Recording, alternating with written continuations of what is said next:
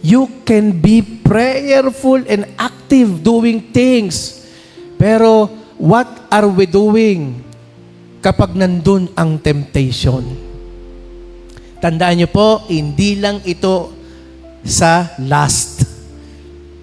Ito ay temptation sa pananalapi. Paano ka nagiging tapat? Di ba? Paano mo hindi dinadaya ang mga hamon na ito? Ano ka ba? Ang dami niyong hinuhulugan. Bakit babawasin mo pa ang 10% sa kinikita mo? Ay pag inalis mo na ang lahat ng yan, negative ka pa. Amen? Mga youth, minsan lang naman, hindi naman malalaman ng nanay at tatay mo, hindi naman malalaman sa church nyo. And then, gagawin mo na yon. Kung ano man session yon. Kung ano man trip nyo. Kung ano man mga ka-trip ng kabataan ngayon.